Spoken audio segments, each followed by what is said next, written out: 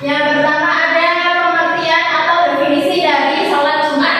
Sholat Jumat merupakan sholat 2 rakaat yang dilakukan setelah tergelincirnya matahari atau waktu sholat zuhur dengan ketentuan-ketentuan yang telah diatur secara terperinci. Jadi sholat Jumat ini dilakukan pada saat waktu sholat zuhur. Nah, hukumnya bagi laki-laki itu adalah fardu ain. Nah, bagi perempuan itu hukumnya sunnah.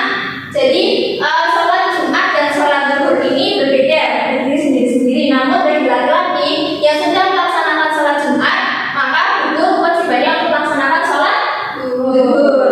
Nah, namun bagi perempuan kewajibannya tetap melaksanakan sholat zuhur. Ya, benar sekali Mbak Nanda. Nah, terus bagaimana jika ada seorang laki-laki yang memang karena keadaan tertentu dia tidak melaksanakan sholat Jumat? Apakah dia wajib melaksanakan sholat zuhur atau mengganti mengqadha sholat Jumat? Ada yang tahu? Saya Bu. Ya, apa Mbak Nanda? Betul ya Bu? Iya, benar sekali. Ketika ada seorang laki-laki yang memang dalam keadaan tertentu sangat darurat tidak dapat melaksanakan sholat Jumat, maka wajib mengganti dengan sholat zuhur. Seperti itu ya. Selanjutnya, next ada dalil atau dasar dari Al-Quran maupun hadis yang menerangkan tentang sholat Jumat. Ibu akan meminta kalian untuk membacakan ayatnya. Coba Mbak Irfa atau membacakan yang Al-Qurannya. Bismillahirrahmanirrahim. Ya ayyuhalladzina amanu idza nudiya lis-sholati min yaumil jum'ati fas'au ila dzikrillahi wa dzarul bai'a. Ya, artinya yaitu hai orang-orang yang beriman, apabila diseru untuk menunaikan sholat Jumat, maka bersegeralah kamu mengingat Allah dan tinggalkanlah jual beli. Jadi sholat Jumat ini sangat penting sekali ya, sampai Allah itu menyuruh untuk meninggalkan jual beli untuk melaksanakan sholat Jumat. Ini terdapat dalam Quran surat Al-Jumu'ah ayat 9. Selanjutnya ada dalam hadis Nabi. Silakan bacanya, bisa dibacakan hadisnya. Bismillahirrahmanirrahim. Rawahul jumu'ati wajibun 'ala kulli muhtalim. Ya, yang artinya yaitu pergi menunaikan sholat Jumat wajib bagi semua laki-laki yang sudah memasuki usia balik. Hadis riwayat An-Nasa'i dan Abu Dawud. Selanjutnya ada syarat-syarat mengenai sholat Jumat. Nah, untuk syarat-syarat ini ada 2. Ada syarat wajib dan juga ada syarat sah. Nah, syarat wajib ini apa? Syarat wajib ini merupakan ketentuan yang munculnya hukum fardu ain melaksanakan sholat Jumat. Nah, syarat wajib ini harus dipenuhi sebelum pelaksanaan sholat Jumat. Jadi syarat wajib ini berkaitan dengan orangnya, ya. Nah, untuk yang syarat sah itu merupakan ketentuan-ketentuan yang menyebabkan diterimanya sholat Jumat. Syarat sah sholat harus dipenuhi selama pelaksanaan sholat Jumat berlangsung. Jadi kalau syarat wajib itu berkaitan dengan orangnya yang sholat Jumat, kalau syarat sah ini berkaitan dengan proses pelaksanaan sholat Jumatnya. Nah, apa saja sih syarat wajib dan juga syarat sahnya? Nih, untuk syarat wajibnya, syarat wajib sholat Jumat ini ada 7. Yang pertama, apa Mbak Nanda? Yang pertama Islam. Ya, benar, Islam. Jadi kalau orang kafir itu tidak diwajibkan untuk sholat Jumat karena memang tidak sholat juga kan ya. Selanjutnya ada merdeka. Jadi yang diwajibkan untuk sholat Jumat itu adalah orang yang merdeka. Kalau budak itu tidak diwajibkan, tidak sah juga sholat Jumatnya. Yang ketiga balik.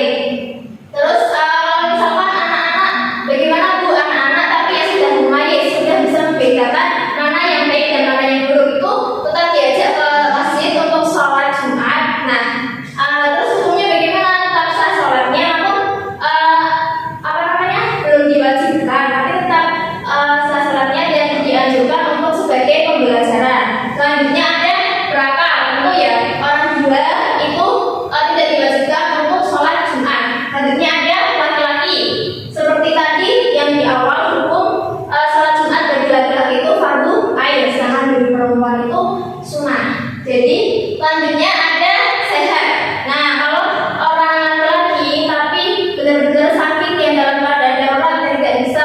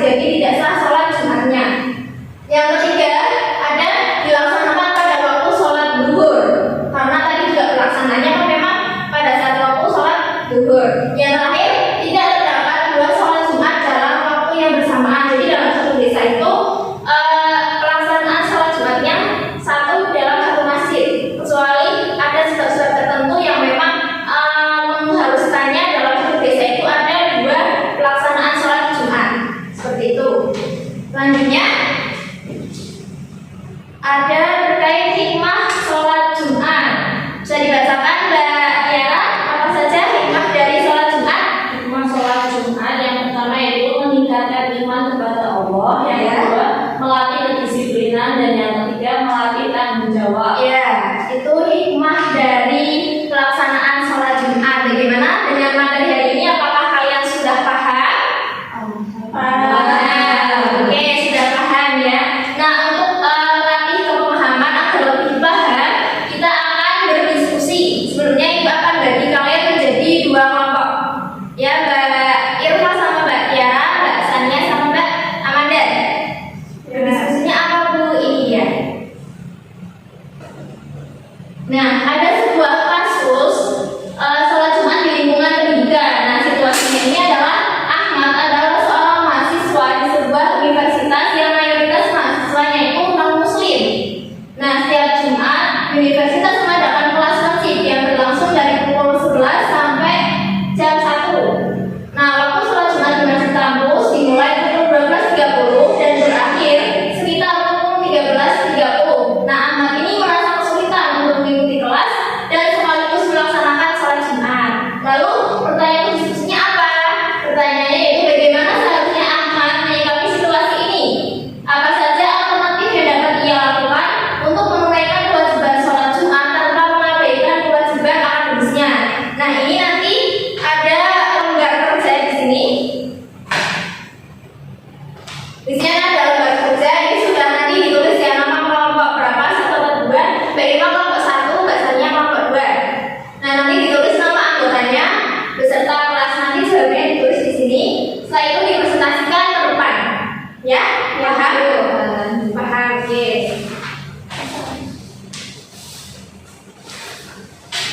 Ya, Ibu kasih waktu 10 menit untuk kalian mendiskusikan jawaban tersebut.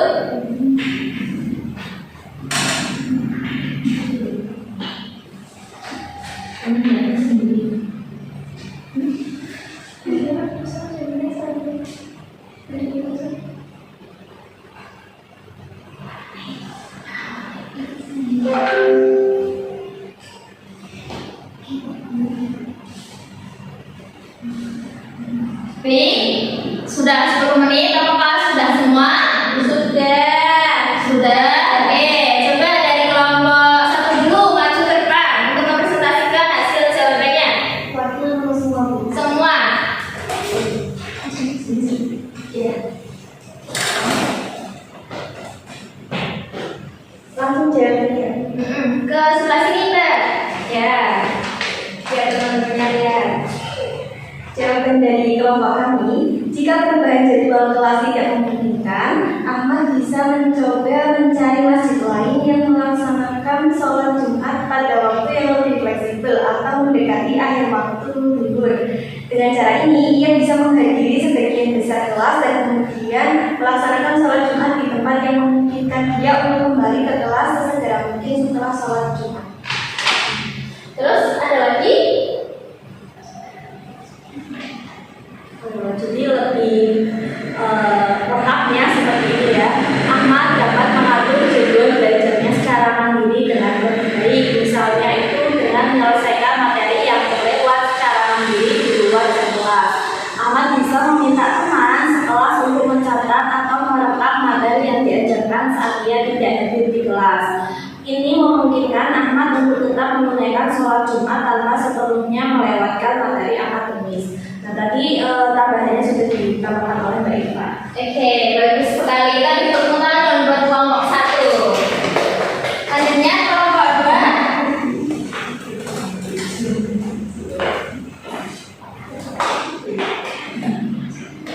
Ya, silakan. Jadi menurut kelompok kami, pendekatan negosiasi dengan pihak universitas itu Ahmad sebaiknya berbicara dengan dosennya dan menjelaskan betapa pentingnya sholat Jumat bagi seorang muslim. Kemudian dia juga bisa meminta izin untuk meninggalkan kelas lebih awal atau datang terlambat setelah sholat Jumat dengan kompensasi mengikuti sesi tambahan atau mengerjakan tugas ekstra untuk mengejar materi yang terlewat.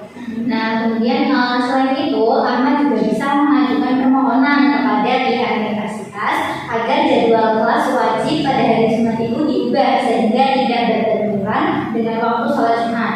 Dalam beberapa kasus, universitas mungkin bersedia mempertimbangkan perubahan jadwal jika ada permintaan yang cukup kuat dan masuk akal dari para mahasiswa. Ya, baik. Bagus sekali jawabannya. Kita beri tepuk tangan dong buat kelompok 2. Nah,